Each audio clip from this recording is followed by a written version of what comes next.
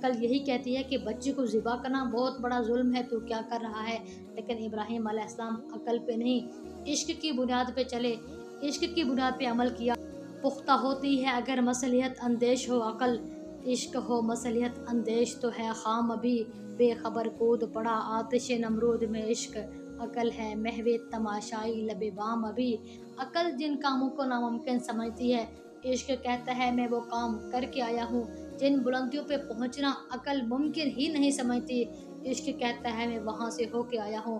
عشق کا میدان اور ہے، عقل کا میدان اور ہے، یہ جو قربانی کا میدان ہے، یہ جو قربانی کا میدان ہے، خون بہانا ہے، یہ محبت کا میدان ہے، عقل کا میدان نہیں ہے۔ آئیے دیجیے قربانیاں، کیجیے قربانیاں، حاصل کیجیے الرحمن الرحیم۔ سیدنا ابراہیم علیہ السلام کی زندگی قربانیوں بھری، ایک داستان کی صورت میں انسانوں کی رہنمائی کے لیے انبیاء کرام کا سلسلہ جاری فرمایا۔ اللہ تعالیٰ نے اصول اور قانون یہ تھا کہ گزشتہ نبی کی شریعت منسوخ ہو جاتی تھی، جو نئے آنے والے پیغمبر ہوتے تھے انہی کی شریعت کا نفاذ ہوتا تھا، اور ہمارے آقا صلی اللہ علیہ وسلم کے آنے کے بعد بھی گزشتہ تمام شریعتیں منسوخ ہو گئی، اور حضور صلی اللہ علیہ وسلم ایک کامل مکمل ضابطۂ حیات اور خوبصورت دین لے کر آئے۔ اگرچہ گزشتہ ادیان منسوخ ہو چکے ہیں، لیکن ہمارے دین میں بھی حضرت ابراہیم علیہ السلام کے کچھ بقایا جات ہیں، اور ان بقایا جات میں سب سے بڑا عمل قربانی ہے۔ قربانی قرب سے نکلا ہے، قرب ہر وہ عمل ہے جو اللہ کی نزدیکی کا سبب بنے۔ پھر بعد میں قربانی ایک خاص عمل کے لیے بولا جانے لگا جو کہ ہم جانور قربان کرتے ہیں۔ اصل میں قربانی حضرت ابراہیم علیہ السلام کی اس عظیم قربانی کی یادگار ہے جس کا ذکر اللہ جل شانہ نے قرآن میں فرمایا، اور یہ قربانی قیامت تک آنے والے لوگوں کے لیے ایک نذیر ہے کہ ابراہیم نے کس طریقے سے اللہ کی راہ میں قربانیاں پیش کی۔ پوری زندگی میں لوگ سمجھتے ہیں کہ ابراہیم علیہ السلام نے صرف ایک قربانی دی، لیکن ایسے نہیں ہے۔ حقیقت تو یہ ہے حضرت ابراہیم علیہ السلام کی زندگی اول سے آخر تک قربانیوں کی ایک داستان ہے۔ شاید کوئی ایسی آزمائش نہیں ہے جو حضرت ابراہیم علیہ السلام پہ نہ آئی ہو، کوئی ایسی قربانی نہیں ہے جو حضرت ابراہیم علیہ السلام نے نہ دی ہو۔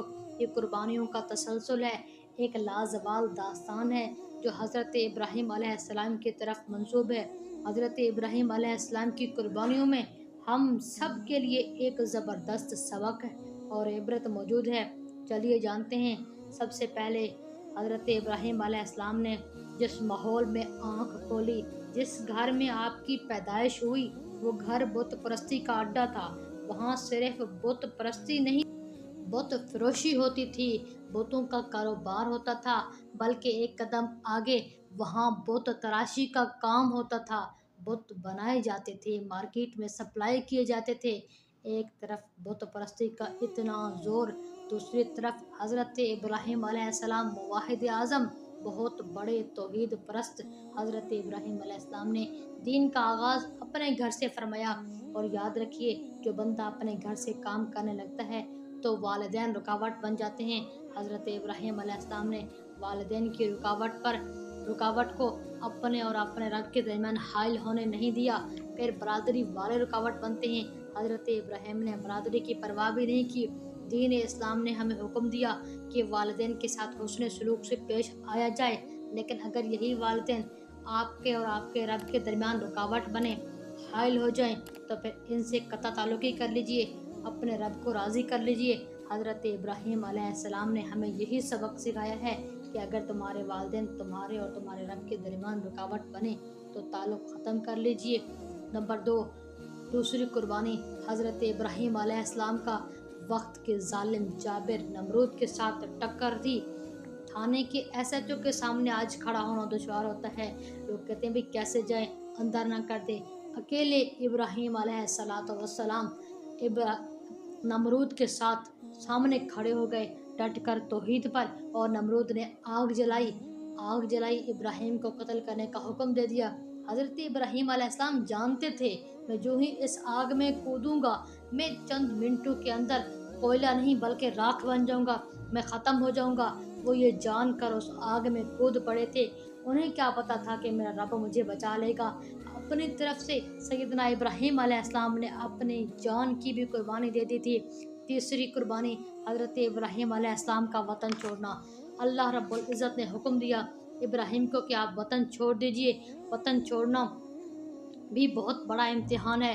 اپنے آبا و اجداد، اپنے رشتہ داروں سے، اپنی گلی محلوں کی بڑی یاد آتی ہے۔ آج کل لوگ چلے پہ جانا مشکل سمجھتے ہیں، لیکن ابراہیم کو حکم تھا وطن چھوڑ دیجئے۔ ابراہیم نے اپنے رب کے حکم کے آگے سر تسلیم کر لیا اور وطن چھوڑنے پر راضی ہوئے۔ اور چوتھا بڑا امتحان، چوتھی بڑی قربانی حضرت ابراہیم علیہ السلام کی وفادار بیوی، وفادار فرما بردار بیوی اور نوزائیدہ بیٹا جس نے وقت کا پیغمبر بننا تھا، خوبصورت، حسین، جمیل اور بہترین بچہ۔ وہ بچہ اللہ رب العزت نے حکم دیا کہ تو اپنی بیوی کو اور اپنے اس بچے کو بیابان جنگل میں چھوڑا، چٹیل میدان میں چھوڑا، اور واضح نظر آ رہا تھا وہاں پر زندہ رہنے کی کوئی سہولت موجود نہیں تھی۔ ان کے سامنے موت یقینی تھی، لیکن حکم رب کا تھا۔ اولاد عزیز ہوتی ہے، لیکن اللہ کا حکم تھا۔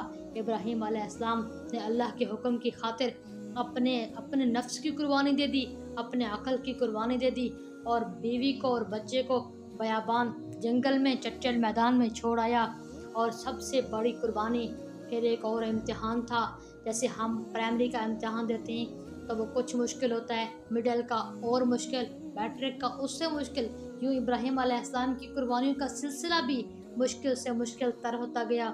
پھر آخر ایک قربانی، وہ جو کہ ایک بہت بڑا امتحان تھا، جب آپ کی عمر 90-80 سال ہو جائے، آپ کا بیٹا آپ کا سہارا ہوتا ہے، بیٹا سہارا ہوتا ہے۔ جب بیٹا، اللہ خود قرآن میں کہتے ہیں فلما بلغ معه السعی، جب وہ بچہ اتنا بڑا ہوا کہ باپ کے ساتھ چلنے پھرنے لگا، بچہ تھا چلنے پھرنے لگا، بڑی عمر میں اللہ نے اولاد سے نوازا تھا، اللہ نے حکم دیا، اشارہ کیا، حکم نہیں دیا، اشارہ کیا کہ اس کو ذبح کرو۔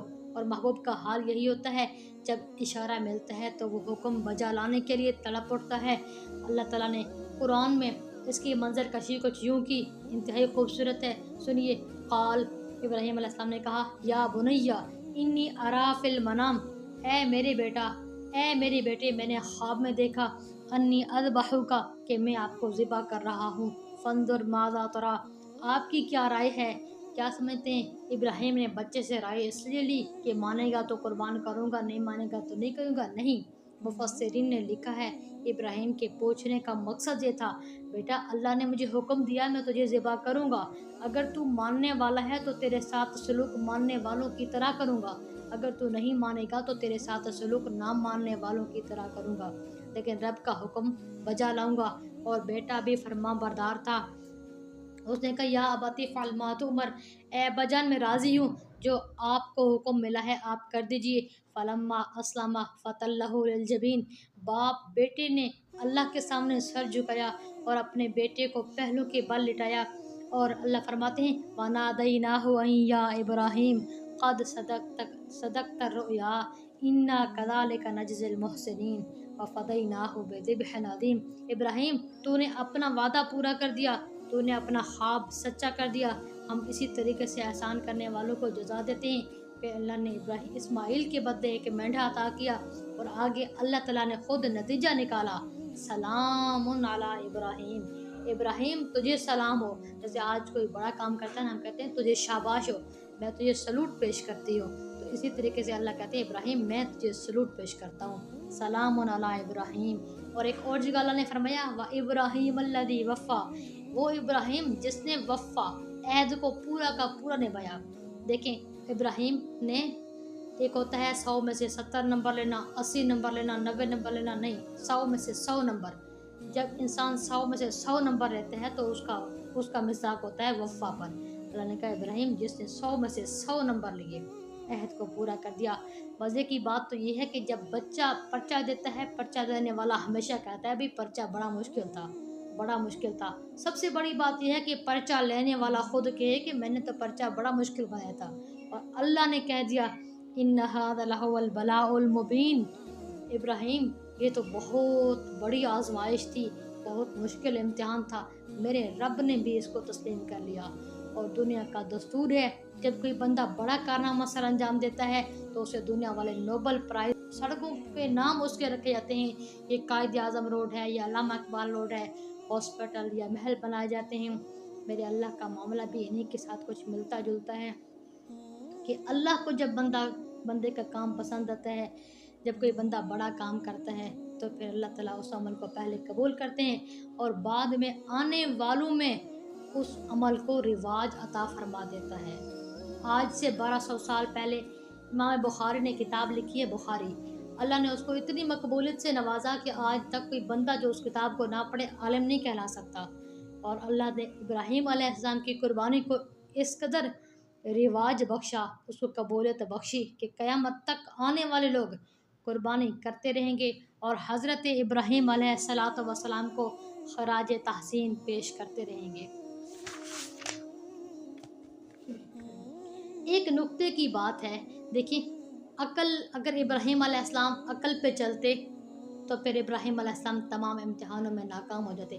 عقل تو یہی کہتی تھی نا کہ باپ کی نافرمانی نہ کر، عقل تو یہی کہتی تھی کہ وطن کو نہ چھوڑ، عقل تو یہی کہتی ہے کہ بیوی بچوں کو موت کے منہ میں مت دھکیل، عقل تو یہی کہتی ہے کہ اپنے وطن کو نہ چھوڑ، عقل یہی کہتی ہے کہ بچی کو ذبح کرنا بہت بڑا ظلم ہے، تو کیا کر رہا ہے؟ لیکن ابراہیم علیہ السلام عقل پہ نہیں، عشق کی بنیاد پہ چلے، عشق کی بنیاد پہ عمل کیا۔ پختہ ہوتی ہے اگر مصلحت اندیش ہو عقل، عشق ہو مصلحت اندیش تو ہے خام ابھی، بے خبر کود پڑا آتش نمرود میں عشق، عقل ہے محو تماشائی لب بام ابھی۔ عقل جن کاموں کو ناممکن سمجھتی ہے، عشق کہتا ہے میں وہ کام کر کے آیا ہوں۔ جن بلندیوں پہ پہنچنا عقل ممکن ہی نہیں سمجھتی، عشق کہتا ہے میں وہاں سے ہو کے آیا ہوں۔ عشق کا میدان اور ہے، عقل کا میدان اور ہے، یہ جو قربانی کا میدان ہے، یہ جو قربانی کا میدان ہے، خون بہانا ہے، یہ محبت کا میدان ہے، عقل کا میدان نہیں ہے۔ آئیے دیجیے قربانیاں، کیجیے قربانیاں، حاصل کیجیے قرب اپنے رب کا۔ امید کرتی ہوں آپ کو یہ باتیں پسند آ رہی ہوں گی۔ ہم آپ کی سماعتوں کا شکریہ، اگر ہو سکے تو اس ویڈیو کو شیئر کیجیے۔